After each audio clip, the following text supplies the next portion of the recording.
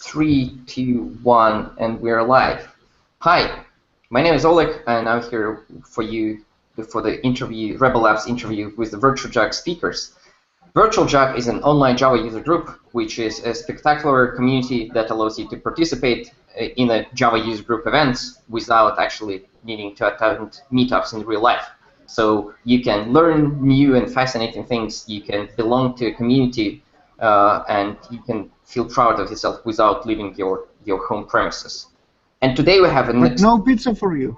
And unfortunately, you will have to provide your own food and drinks for consumption. So today, as you can see in this video, if you are watching this on YouTube, and you cannot see if you are just following this as a podcast video, today we have an extraordinary feed. We have two speakers, and not just one, and this is because we just had the amazing session called Java 8 Puzzlers, the strange, the bizarre, and the wonderful. And it was topping the expectations of everybody. So this is my pleasure to welcome Baruch Sudagursky and Viktor Gamov to the interview. Hello. Hello. Hi, Oleg. Hi.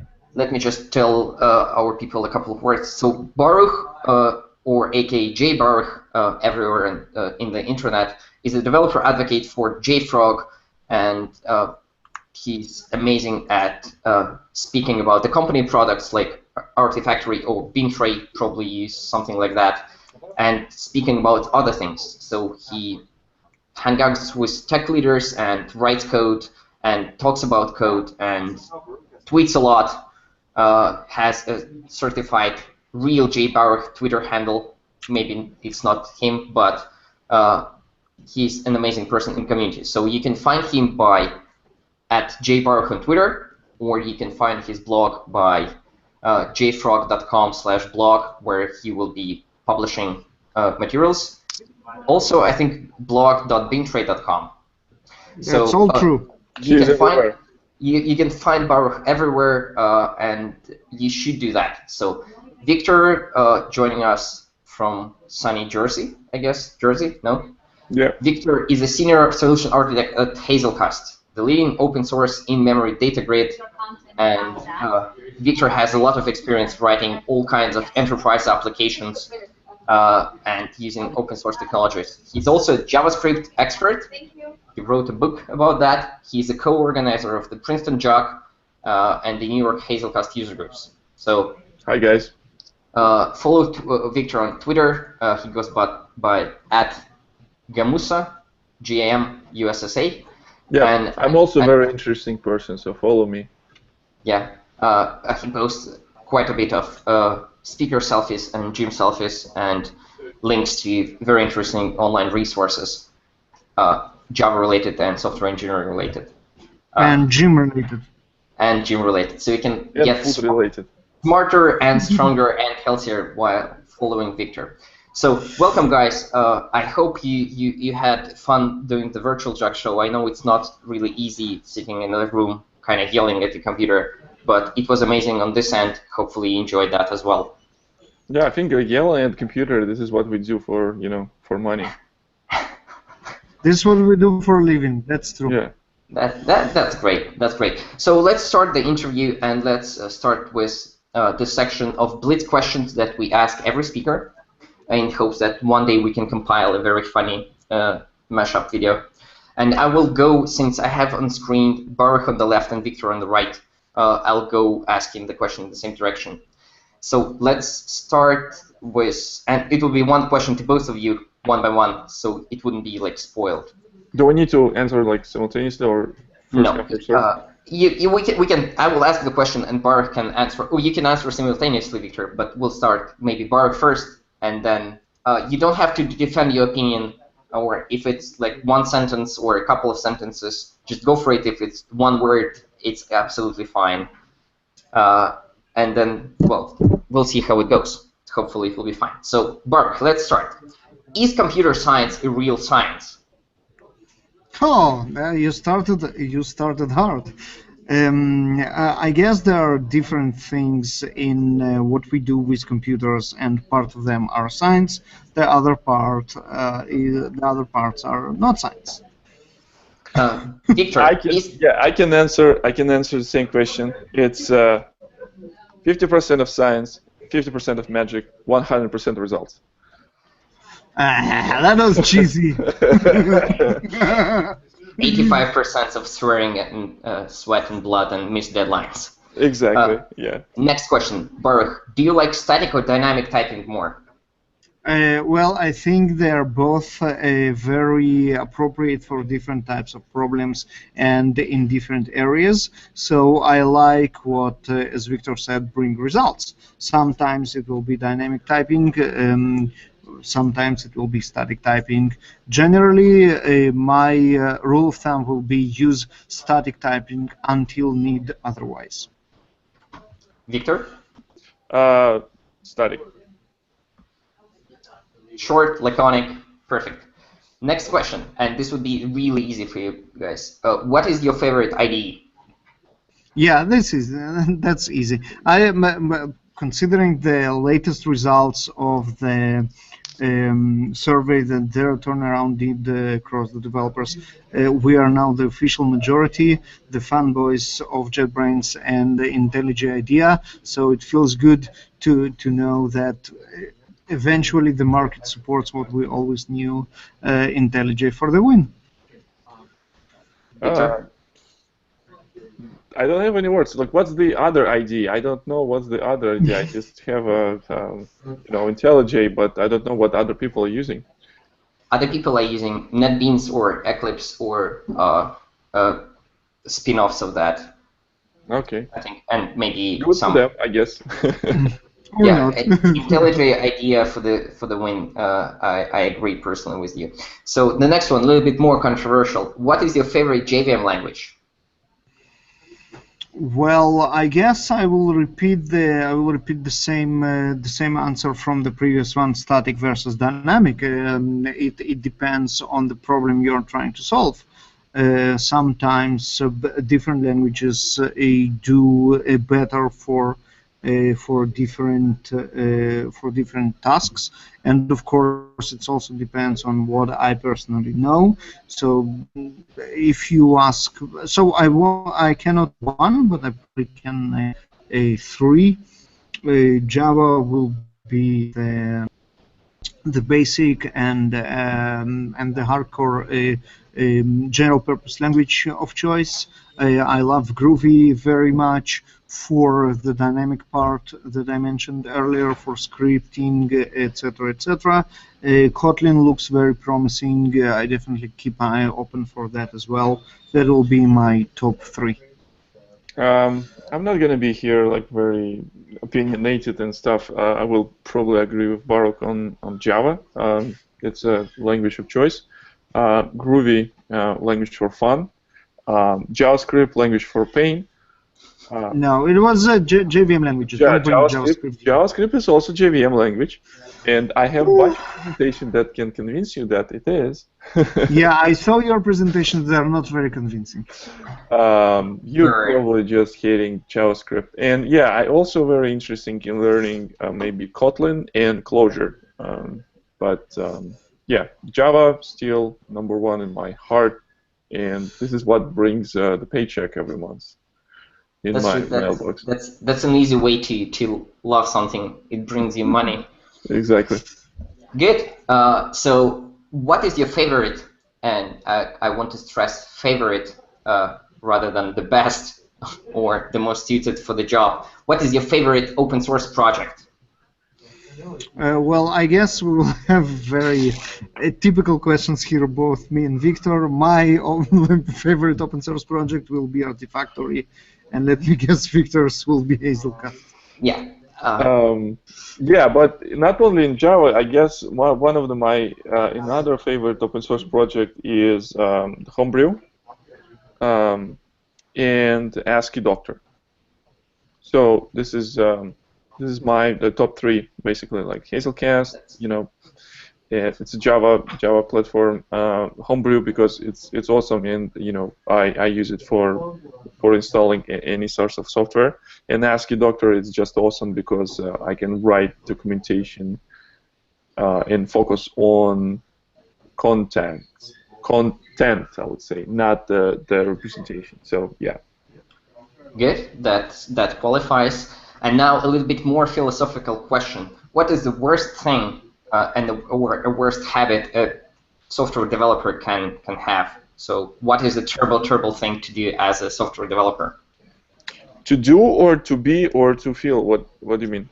Well, to do. I imagine you are a software developer at work. I mean, the worst thing to do with the code and with the software rather than just go and be a terrible person. Being an ignorant, that's the worst thing you can do as an engineer, right? Stop learning, stop trying to get better on what you do.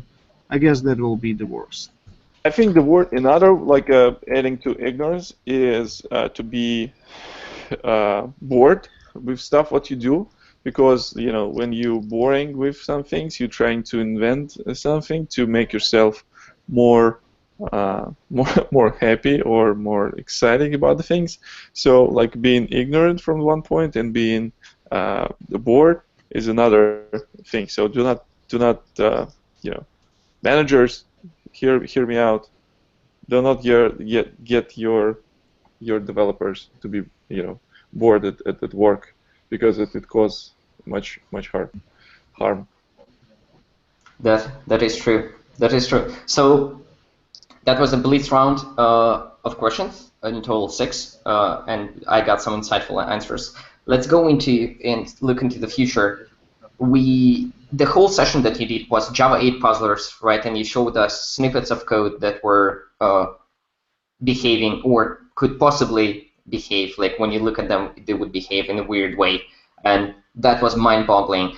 But Java 8 is kind of a little bit old news, right? So it's a current version of Java happening, but Java 9 is incoming, and one of the things that it will bring, it will be the modularity.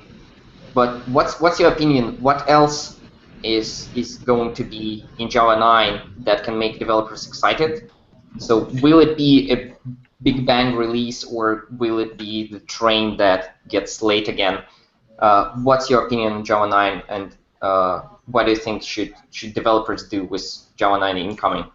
Well, I think Oracle did a great job in reestablishing the I would say the reputation of their care of Java SE, and it looks like the schedule of Java 9 is pretty much on track. There are some delays, but we are not talking about years as it was previously. The scope looks solid. Of course, the modularity is the big thing. I think there are other changes in concurrency, in memory models, and others. But the great theme, of course, will be Project Jigsaw. It's a solid release. It's exactly what we expect. We shouldn't be disappointed by it or going through the roof about it. It's exactly what it should be, and it looks like it will be pretty much on time. Feature freeze being there for I think a couple of months already. They work on stabilizing the features and make them better. There are builds that you can actually try now and see what it breaks for you. It looks good. I guess very exciting news is a part of just the overall things that Baruch mentioned already. I think reactive streams and introduction of this kind of reacting API and bringing the concept of reactive streams into the core library. It looks very exciting. I'm talking about Flow API. It's kind of exciting stuff, and looks like everyone around it trying to. One of the best things that was introduced apart from the streams and lambdas and stuff, it was the completable feature in Java 8, and I'm looking forward for more reactive models on JVM, and in this case Java will become cool again. So with the release of Java 8, Java become cool, and the many people who's trying to find the cool place in the JVM languages. They sort of starting look back and they actually coming back to Java because of all these like syntactical things, and I guess having this native support for some reactive extensions or things that was inspired by a reactive movement. It's also going to be pretty cool stuff to see and pretty cool stuff to work with in building awesome applications. Yeah, I'm looking forward to seeing Java 9 in action. Hopefully, it wouldn't bring like that much havoc in the community and the ecosystem of libraries. It will. Well, of course it will. The modularity, adding modularity and unwinding dependencies always hurts. It will be a horror, but it's for the best. Yeah, We have to live through that to get to the better shape. So yeah, exactly, and it will take a couple of years to fully and finally adopt that in the industry, I guess. So Java 8 had like incredible adoption rates through the industry, and the survey that Baruch mentioned we ran previously also showed that people are upgrading to Java 8 much faster than the previous versions. So now we have some experience with writing Java 8 code. And as you showed us, you can do that in very different fashions. So you can do that in a same, like safe and sound, like way, just basically like free Java 8 Java with a sprinkle of syntactic sugar, or you can do dog cats and kind of ruin the lives of your teammates for a little bit. So how do you think? What is the best way to adopt? Imagine if we're talking about a Java developer is a middle-sized Java shop or like smaller enterprise or something like this. What would be the best way to learn those the best practices of coding with Java 8 currently, or maybe to learn about Java 9 and changes that they will bring? How should developers I guess learn and try to better themselves as developers? Well, I believe there are all the ways are known for years, and I don't think I will tell something new here. You need to learn. You need to, and there are tons of resources to learn, depending on how you prefer to do it. If you prefer to hear people live, there are a lot of conferences, great conferences, and user groups that you can attend, including, of course, the great virtual JAG that you can even not put your pants on to attend it, and that's, I would say, the biggest benefit. This is how I do. Exactly, and me too here in the office. And this is weird, dude. This is weird. This is quickly getting 18 plus. Okay. No, we're not showing this. We're just talking about it. Classy. Just to reiterate the important sentiment, the virtual JAG is amazing. Yes, that was the what I wanted to say, and it got diverted to some strange stuff. So virtual JAG, of course, and there are a lot of written materials as well. There are great blog posts and books. Of course, there are already tons of books of Java 8. Probably we'll see new books on Java 9 very soon.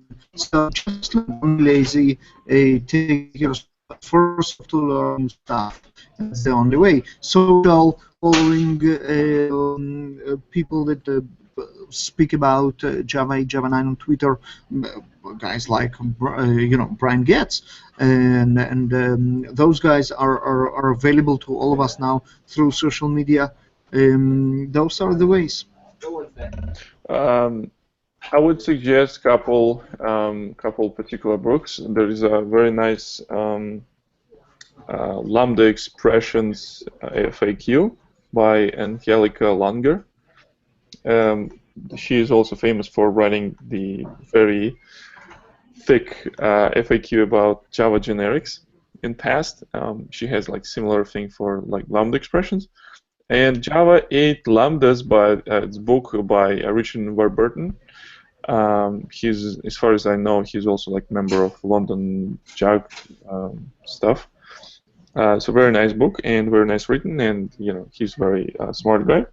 And of course, you can, if you think that you learn something, try to help others. For example, you can follow some Stack Overflow posts and try to answer them regarding Java. So this is how many people end up in hardcore stuff. If you remember one of the presentation that the what's his name? The Gleb, what's his last name? Gleb Smirnov. Yeah, Gleb Smirnov. He's starting digging inside the sources of Hotspot by starting like following the people in Twitter and asking them questions.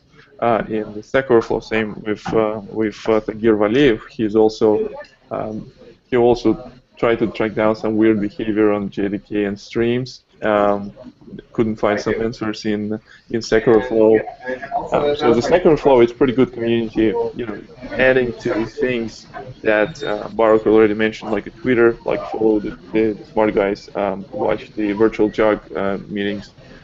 And, true. Stack Overflow is exceptionally useful, and you start by asking questions and getting answers, and in no time you will be in the position of being able to answer a lot of questions. So you will get a very interesting insights from both sides of the aisle, and that's Stack Overflow is great. That is an amazing advice, and it's not something that I hear every day as well. So hopefully our listeners will take it to heart and try that. So I guess my last question would be, and I guess it might be a little bit get a little bit different answers from you guys. So Baruch, you work with JFrog, right? So and you provide a lot of supporting infrastructure for Java developers. So you have Artifactory, the binary repository. You have the Bean tray. Obviously, working with that, I think you kind of communicate with a lot of people in the community. So the question would be, and Victor, you are working with Hazelcast, so that also an open source project, right? And you also talk to very many people in the community, but those might be a little bit different people that Baruch sees. So my question would be, we had this microservices hype for a couple of years, right? Now we are getting this streams getting reactive, kind of not the hype, but the paradigm shifting and trying to get there. So Java 9 is getting that. Spring Framework 5.0 is going to be reactive, and reactive extensions getting popular, more popular. So what do you think would be the next hype? Given that you talk to and you talk to so many people, what are the problems that our current technological stack is not that good? It's not the best tool. So what is something that we don't know how to solve yet, and what would be a very interesting direction for digging further? Yeah, from what we see, of course, the containerization and the hype around Docker is not going anywhere anytime soon. That's a huge shift in state of mind of both the development and the operation side. It brings some interesting aspects along the way of continuous integration, continuous delivery, how they change because of this move to containerized environments. Another very big hype that we see now, but it will become even bigger, is the Internet of Things. People are starting to adopt it more and more, and from what we see, there are almost no standards and no patterns being developed on how to do this kind of thing better. Those are the two main, I would say, big trends that we see. They're here already, and I believe are here to stay with us. I want to quote one of my favorite actors. I want to quote Ben Affleck. I agree. So I think we're still seeing this trend that the more and more computers, the people like moving their computers to someone else's computers. So this is why the cloud computing is still still on the roll. And now when we're moving from infrastructures, we're moving more into the platforms. So the many more and more vendors, they provide the platforms to developers, so the developers can focus on actual things to implement, rather than focusing on the obstacles with deployment and stuff. So the part of developer automation and developer experience, it's greatly increased from the past couple of years, and many tools that already Baruch mentioned in containers and different automation tools like Ansible, the Chief Puppet, other things. There's just we see so many new technologies emerging. I think so it's very difficult to tell because maybe at the time when we're talking, there's some small company they sitting in dark and they developing some new cool thing, and maybe next year they're gonna explode the market with this new thing.